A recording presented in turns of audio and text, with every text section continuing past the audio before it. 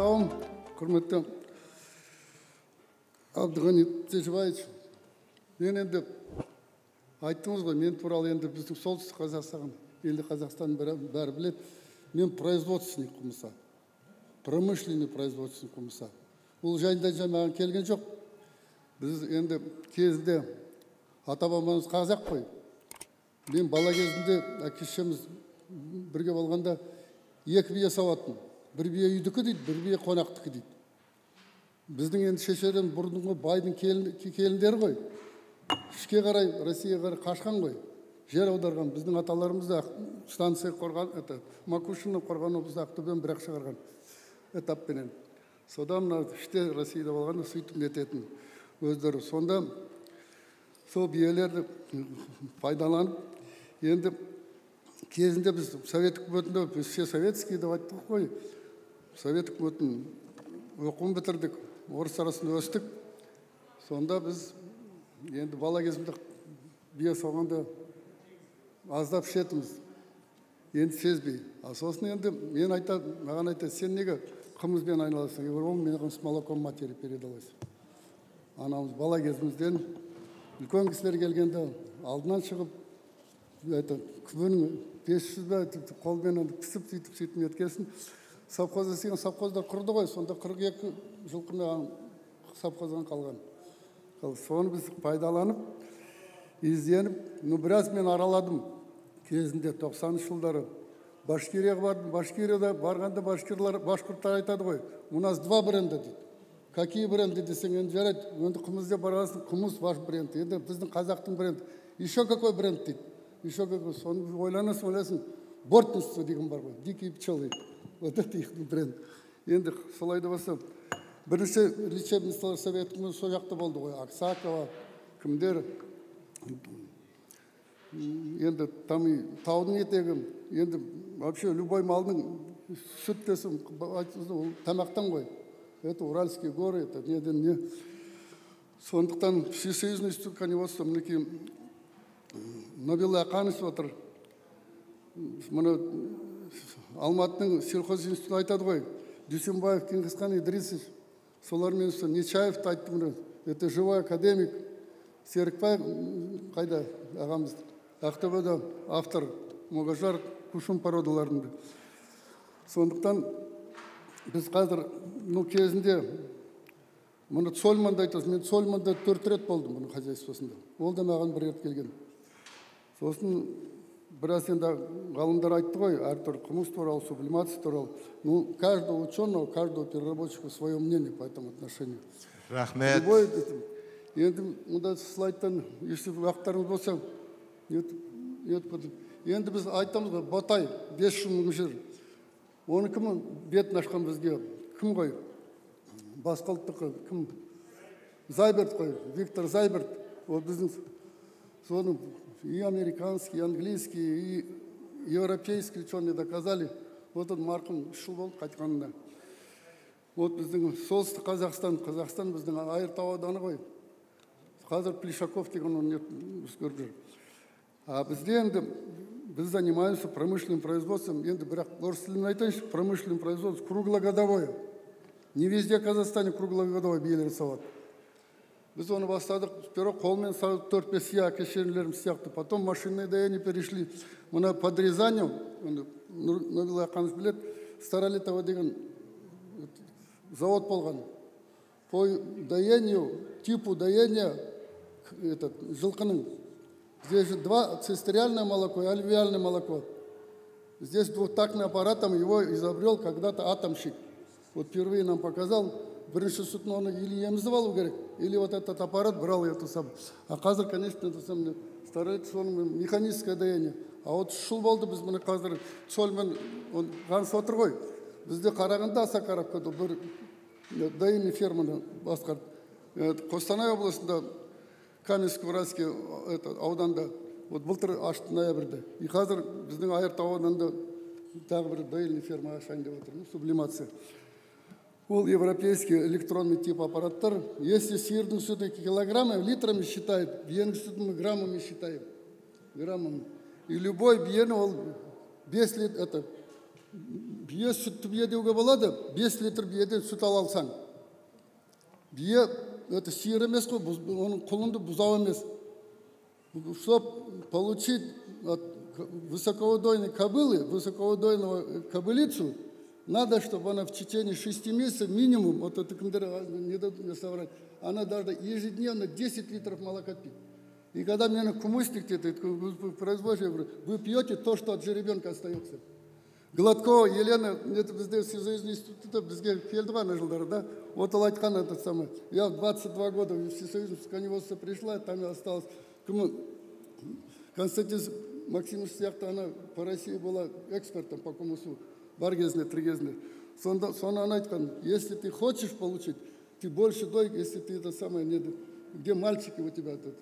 А вот кобылица, если хочешь получить, меньше дой. Ну, практики есть 4, 5, 6 до 8. Мы доили где-то и до 700 литров молока доили. Мы вообще в год производим немного, 58 тысяч литров молока быстро произвели.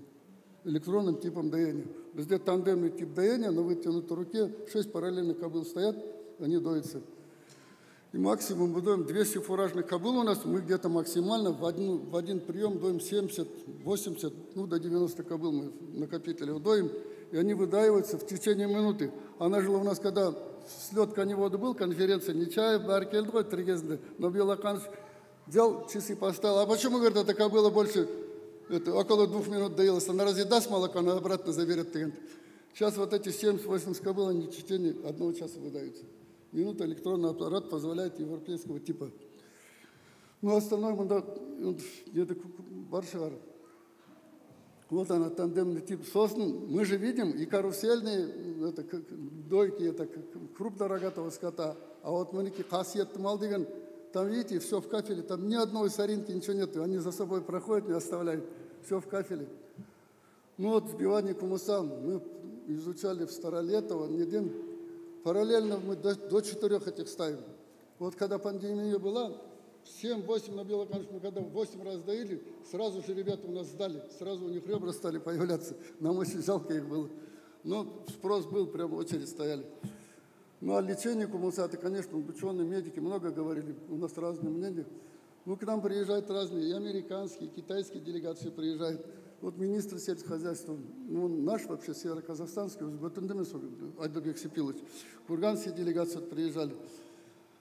Они смотрят, ну, для того, чтобы вот эти 5-6 литров молока взять, ну, вообще высокоудойный кобыл у нас, мы замечаем, до 3 литров раз дают, 4 разных, 5 разных дает, ну, 10 литров есть, ну, тип у нас, когда у нас тогда конференция была, разные ученые, когда коневодов мнения были, а Игорь Николаевич сказал, не трогайте его, у него будет через 5-6 лет мясомолочный 5 тип лошадей, северный подтип.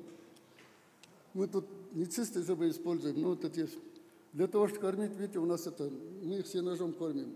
Есть для этого немецкий аппарат фирмы «Класс». Он в этот, ну, это у нас вот конференция. Была 3 конференции, вот, недавно приезжали. И потом, вот здесь много говорили, о многом говорили. Конечно, короткое время не скажет. Мы привязываем ее, смотрите, вон там это здание, вот это кумуса грязь лечебного в проекте построено у нас. Вообще в советское время было, где иловая грязь есть, туда привязывали кумысные фермы. Это вот Медвежий, Аксакова, Урали. И первый, который кумыса грязи лечебницу в постсоветском периоде, еще в постсоветском, доктор Постников организовал в 18 веке, в каком-то году. Первый. И говорит, 1 российский рубль стоил, это очень дорого, в сутки лечения. Вот. И у нас вот, об этом, вот, к сожалению, ну, видимо, не упустили, или времени не было, не говорить. Обязательно, где кумыса грязь есть, вот там были кумыса грязи лечебницы, привязаны кумысные фермы. Рядом с нами, вот у нас, где у нас хозяйство, там есть озеро Минкисер, мы оттуда грязь используем, кумыса грязи мы в проекте построили. 4-уровневое здание. Вот такие, ну, там дальше пролистайте, не буду ваше время занять. Ну, наши, как его, поощрения нам. Мы участвовали во многих конкурсах. Вот этот патент, мы говорим, это у нас на технологии разработка машинного доения, патент был разработан. И мы 1 раз испытывали 50 на 50. Вообще кобыла же сезонная, видите, если мы, кобыла до 11 месяцев уже ходит, она где-то в течение 5-6 месяцев, 7 месяцев она уже сбрасывает свое молоко. Потому что у нее в утробе уже 5-6 месяцев свой же ребенок, она уже работает над тем же ребенком, который внутри, она поэтому быстро запускается. Мы разрабатывали проект, запускали, обезжирили коровье молоко и выработали продукт кумысный. И на это у нас разработан патент, он утвержденный был. Следующий сайт. Мы в 2008 году участвовали в международном конкурсе американской фирмы Ernst Light, где мы в 2008 году, наша продукция получила номинацию «Лучший национальный продукт Казахстана» 2008 года. Когда участвовали там конфеты «Попелюшка Караганды», «Бахус», «Карапетян», мы все участвовали, и тогда нам присудили лучший национальный продукт, это национальный продукт Кумусу. Следующий сайт.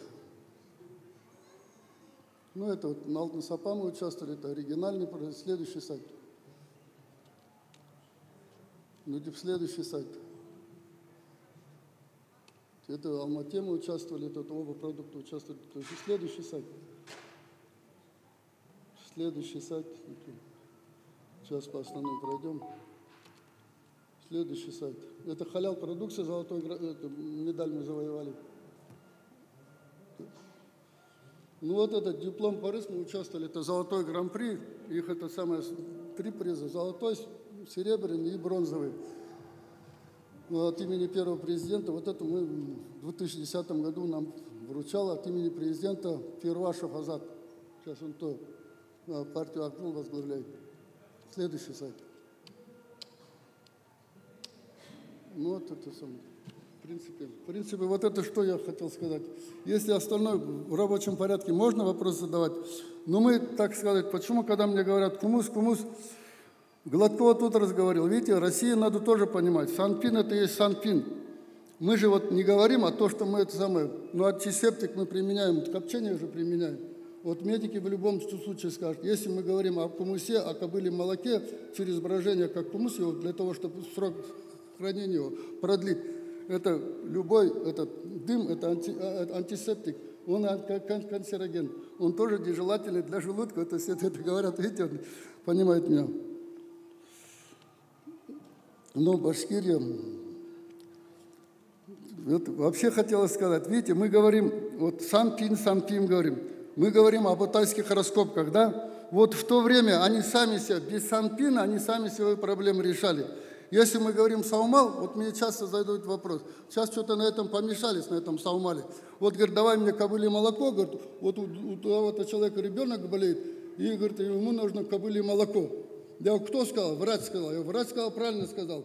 Ну как это мы? В течение каких-то 20 секунд уже свойства он начинает менять. А он хочет на расстоянии с промышленной дойки взять.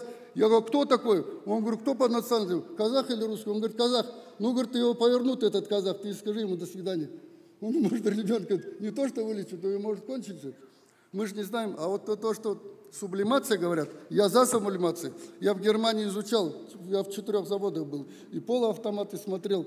Это раньше годы, когда вот на коровье молоко кредиты процентов давали, а нам на кобыле молоко почему-то не давали. Я изучал, но я не решился и до сих пор не решаюсь. Я был вот на первой сублимационной дойке Басакаровке был, я дважды был, изучал там, смотрел, оттуда берил. И вот в Кустанае у нас там рядом, это соседи. Это дело такое. В любом случае, переход вот этот. Когда я Медведбеку, он задал вопрос, он говорит, у меня патент. Я говорю, ну хорошо, патент. Я вот, ты мне один вопрос тебе задаю, вот как здесь говорят. Я вот, ты скажи мне, пастеризатор у тебя стоит впереди? Он говорит, стоит. Я говорю, все, у меня к тебе вопросов нет. Все витамины, там пастеризатор, конечно, ими поработает.